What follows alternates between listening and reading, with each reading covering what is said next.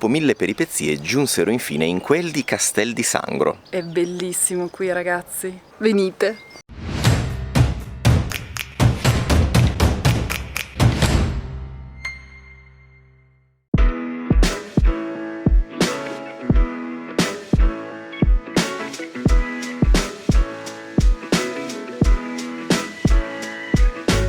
Poco hype, ragazzi, tipo è uno dei ristoranti in cui ambivo più a andare al mondo.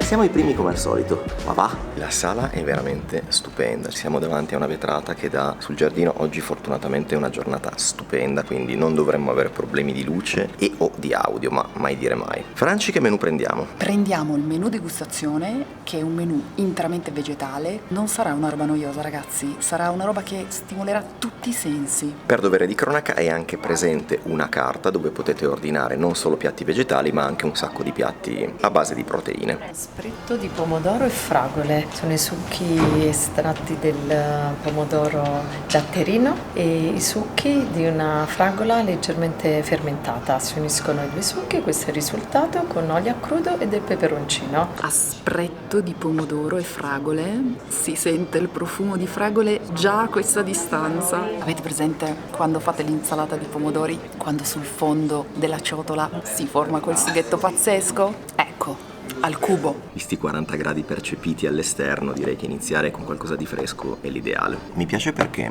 è un mix tra un pinzimonio acidino e piacevole e il succo di fragola invece dolce. È un connubio davvero perfetto. Potremmo dire che è un consommé estivo. Un cocktail quasi analcolico. È fatto con infusione di mente liquirizia, poi abbiamo aceto, miele e 2 gocce di gin. È un gin molto erbaceo, quindi andrà a richiamare un po' le erbe aromatiche che stanno arrivando qui, che è la misticanza. Quindi la parte alcolica la prendiamo dal piatto e andiamo a cercare proprio l'amplificazione nell'abbinamento. Il sentore di liquirizia che è appena percettibile. Che ti ho appena ricordato. No, l'ho sentito, l'ho percepito, certo, sì, l'ho sì, percepito. come Era quel sentore che non riuscivo a identificare, che rendeva il tutto particolarmente interessante. Ti fa salivare. Questa qui è misticanza alcolica e mandorle, quindi sono erbe spontanee, vengono condite con un po' di gin, ecco perché è alcolica. Alla base un'emulsione di solo mandorle. Molto interessante il fatto che in questo primo abbinamento calice-piatto la parte alcolica in realtà non sta nel bicchiere, ma sta nel piatto.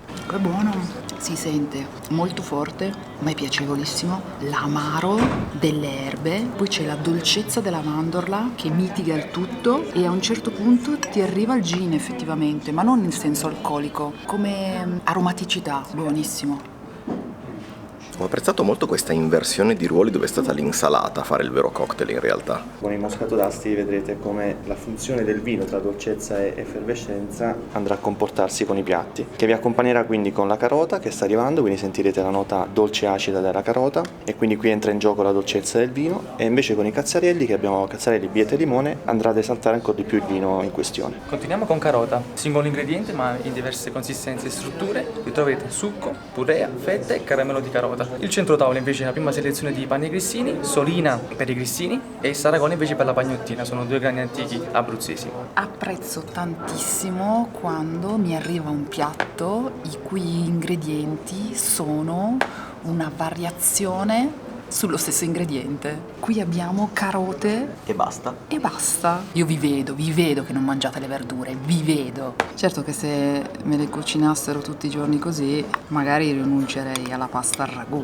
La carota è dolce, di base. Ti arriva anche una punta di amaro, di vagamente piccante e di acido. Io invece sono amico delle carote, onestamente non le ho mai odiate. Il primo sentore che ti arriva è l'amaro. Fare un buon piatto con il sapore amaro vi assicuro che è difficilissimo. Ovviamente non sto dicendo che è un piatto che sa di amaro e basta, però la punta di amaro vi arriva, poi arriva anche tutto il resto. Altra nota che accompagna molto bene il sentore di amaro delle carote è ovviamente una sorsata di Moscato d'Asti dolce.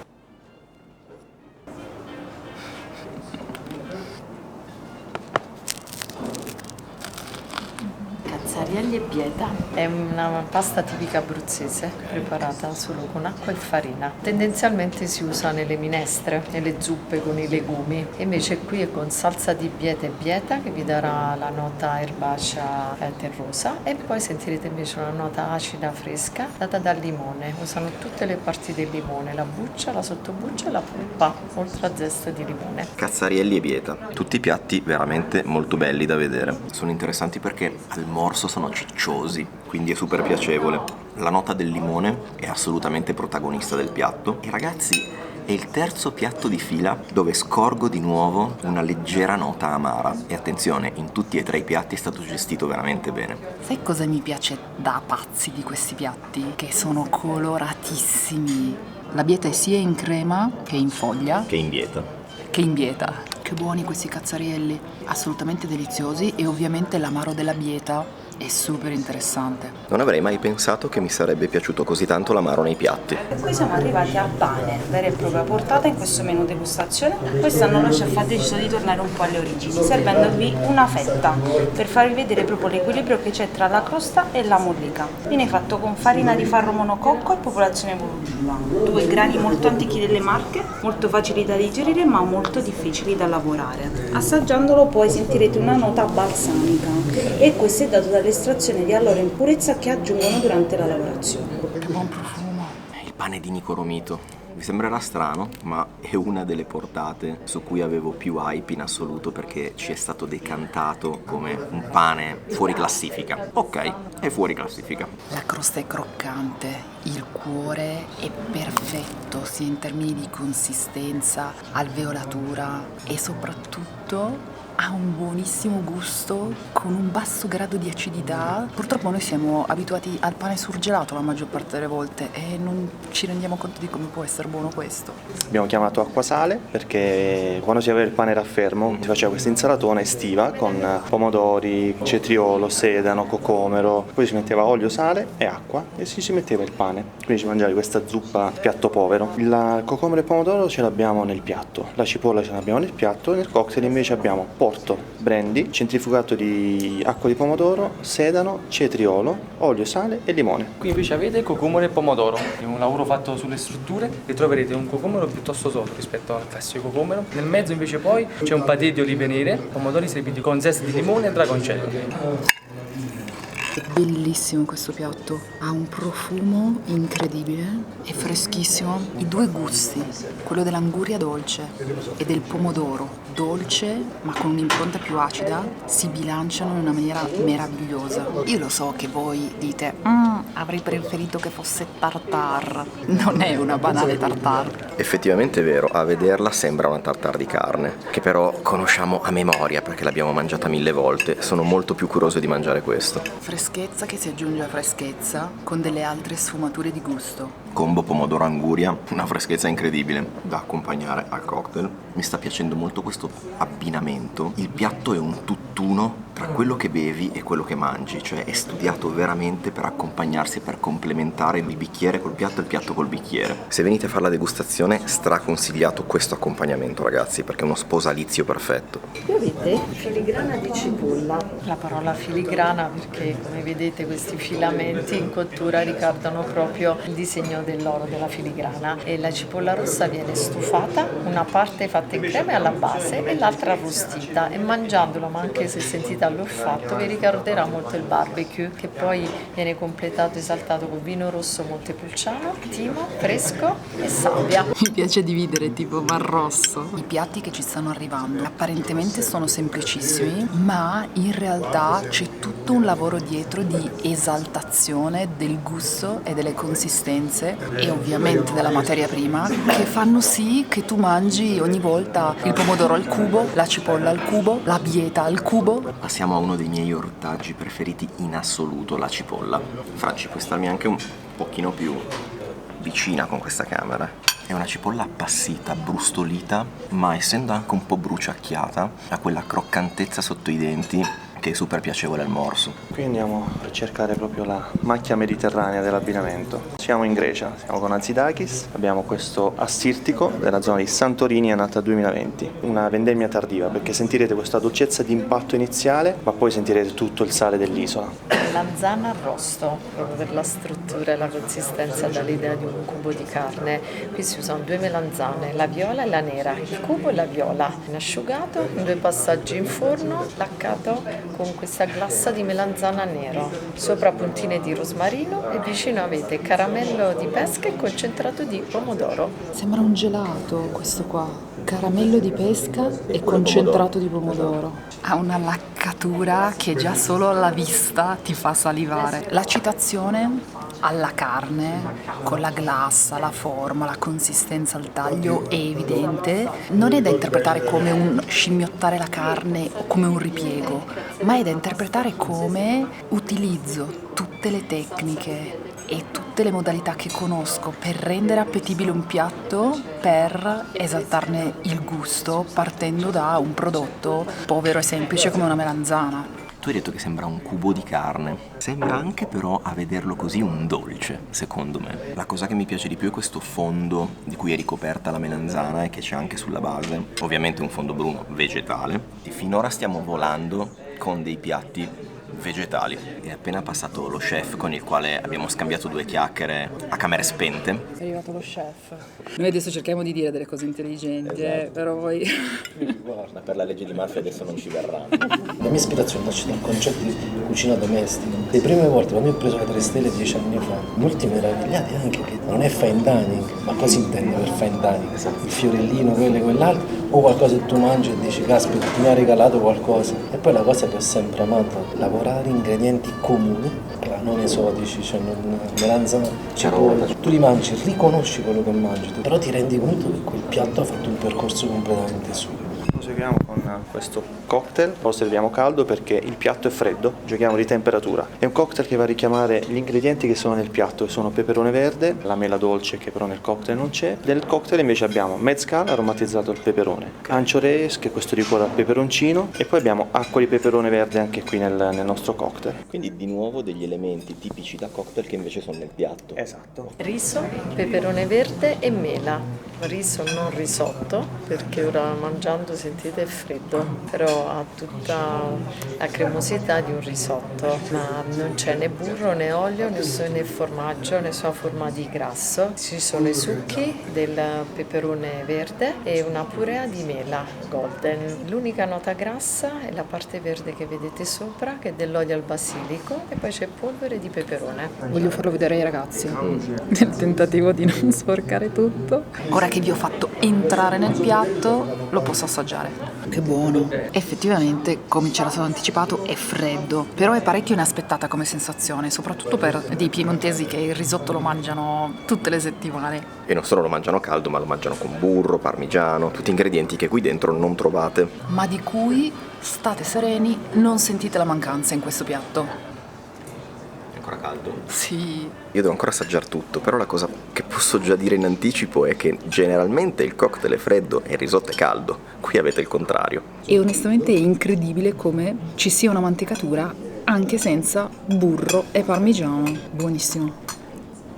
Voi non lo vedete ragazzi, ma noi molto spesso in questi posti, per far tutte le riprese, alla fine nel 50% dei casi mangiamo i piatti freddi. Questo è già freddo, perfetto. Una bella nota acida che ti invoglia a mangiarne ancora, accompagno con il cocktail caldo. Questo abbinamento mi piace sempre di più. Qui vi riporto a casa in Abruzzo, azienda valeriale, siamo a Popoli, siamo vicino sul Mona. Lui fa sia Trebbiano che Montepulciano, è un Montepulciano ricco di frutto, di eleganza, hanno anche una gradazione molto bassa e ovviamente hanno anche una bella acidità. Insalata di funghi. Il fungo scelto per questa tipologia di piatto è lo champignon crema, che è un po' meno acquoso, quindi risulterà più cremoso. Alla base pate di fungo, sopra delle fettine che sono state prima marinate, poi cotte allo yakitori e infine affumicate. Apprezzo tantissimo questo piatto perché gli ingredienti che sono stati utilizzati sono degli ingredienti poveri. Non c'è il fungo porcino, c'è il fungo champignon, che per come lo cucino io a casa è la cosa più insulsa che esiste al mondo. La filosofia dello chef è proprio quella di esaltare degli ingredienti semplici, base, comuni, di modo tale che tutti gli studi che lui fa possano poi essere essere utilizzati per esaltare la cucina quotidiana di tutti i giorni. Tieni la pancia, tieni la pancia. Non so dove l'hai vista, ma io non ho mai avuto la pancia.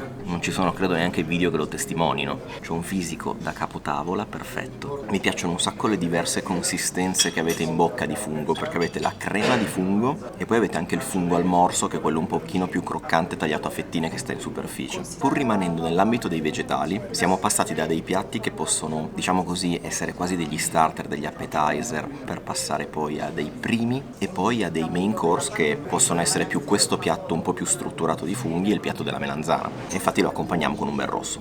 Scarola arrosto. Qui la scarola viene lasciata marinare in acqua cruda aromatizzata di patate e poi cuoce in forno, quindi è l'amido che entra nelle foglie della scarola, in cottura crea questa patina croccante, questo sapore, profumo che sentite della patata al forno, ricorda molto anche l'arrosto di manzo, e alla base salsa pura di scarola. Avete presente quando le patate escono dal forno e sono rimaste lì insieme al polletto e hanno fatto quella crosticina godurioso e hanno quel profumo pazzesco? Ecco, sembra strano, ma qui avete la stessa sensazione. Arriva un aroma pazzesco da questo piatto, un po' come quando sfornate le patate al forno. Sfornate, saranno bene al forno. Fammi fare l'inquadratura per i ragazzi e poi sono pronta. Che se non li porto io dentro il piatto...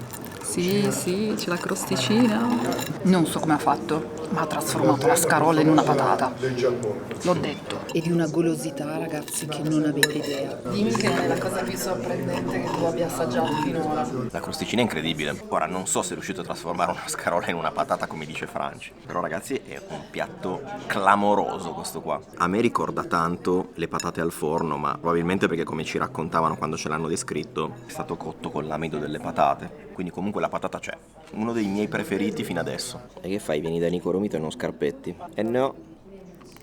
Con il pane che c'è qua, non scarpettare è grave. Mi ha regalato il suo libro. Così magari la prossima volta che vengo dirò delle cose più intelligenti. Grazie chef, perché Franci ne aveva pochi di libri di cucina a casa, per cui ora dovevo trovare posto anche per questo.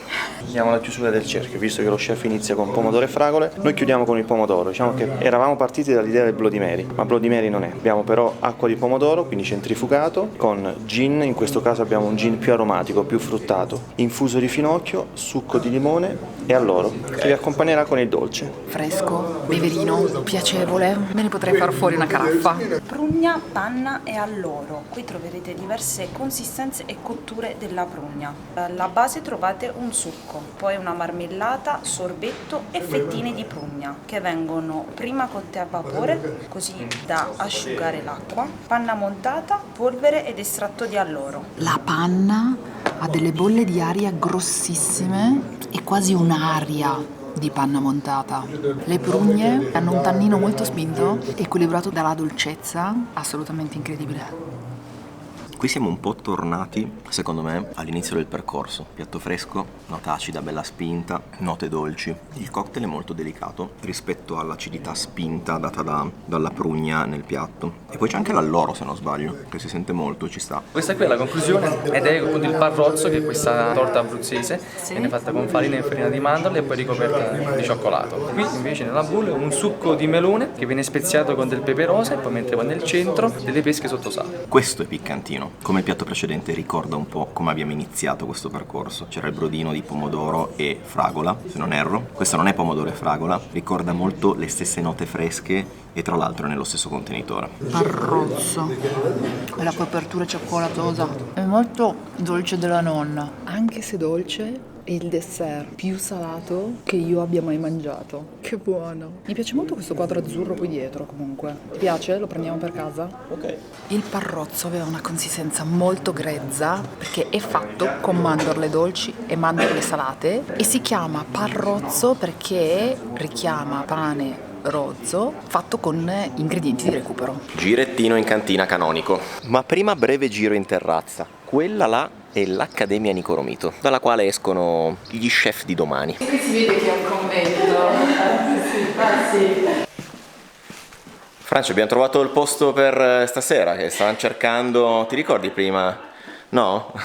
Bene, Che esperienza, ragazzi. Io inizierei dicendovi che questo posto sta a Castel di Sangro. Per noi che veniamo da Milano, non proprio dietro l'angolo, ci devi proprio voler venire. Ve lo consigliamo caldamente. Citando la guida Michelin, questo è il classico posto che merita il viaggio. La località si chiama Casa Donna. È un vecchio monastero del 500 ristrutturato. Ci hanno fatto fare un giro sia all'interno delle sale, all'interno della cantina, nelle stanze, perché qui hanno anche delle stanze dove si può dormire. Tra l'altro, se dormite qua, dal terrazzo della camera si può pure individuare lo stadio. Ed è di una bellezza che toglie il fiato, onestamente. Questa è la nostra cantina, Wow.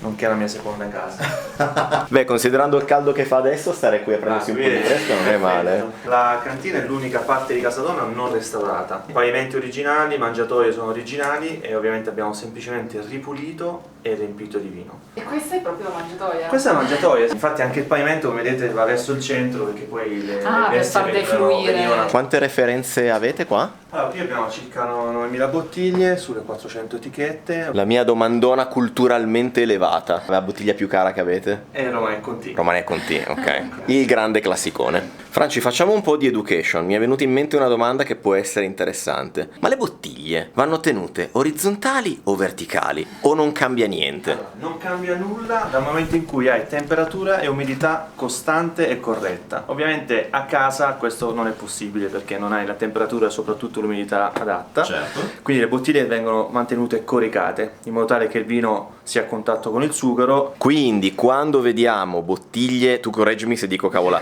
quindi quando vediamo bottiglie che stanno in piedi e non coricate, se però umidità e temperatura sono quelle corrette, va benissimo così. Io so che si impara ogni tanto anche da questo canale qualche cosa, eh?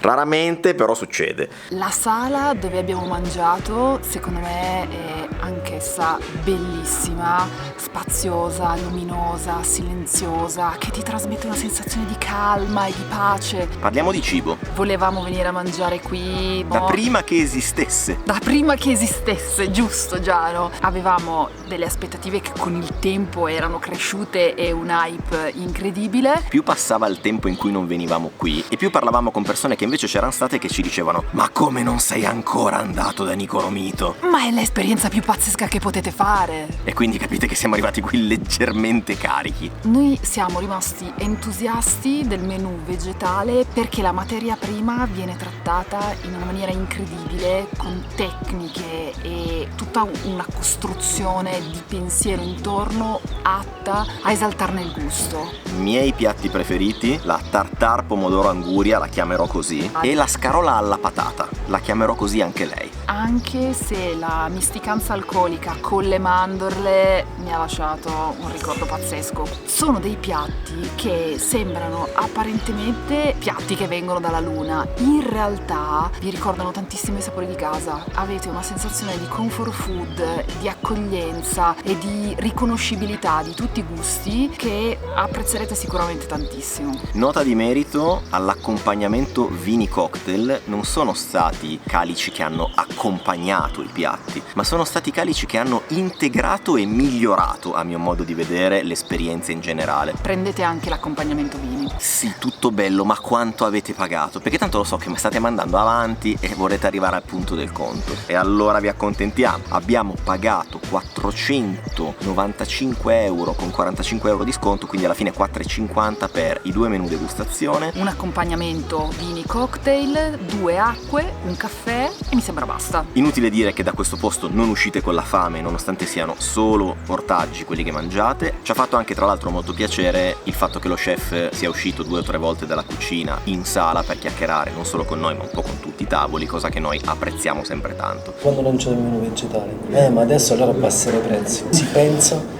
che il costo della nostra ristorazione sia nel food cost, ma non è affatto il food cost, è la ricerca, 20 persone in cucina in questo ambiente, è quello che fa, costa molto più una melanzana studiata così che un filetto di wagyu arrostito e messo lì. Tra l'altro Franci ha anche vinto un libro. Ah sì ragazzi! E serviva, perché ne aveva pochi. Per cortesia, lo dico per i futuri ristoranti, smettete di regalare libri a Franci. È un ristorante che vale assolutamente il viaggio, sia per l'esperienza e anche onestamente solamente per il prezzo, perché per chi avesse visto gli altri video in altre nazioni, un'esperienza di questo tipo si paga anche 3 volte tanto. Ci sono degli esempi recenti sul nostro canale, andate a cercarveli. Quindi da quel di Castel di Sangro è tutto. Ora ci aspettano quanti 1000 chilometri dobbiamo fare per tornare a casa, non si sa, e noi ci vediamo Al prossimo video.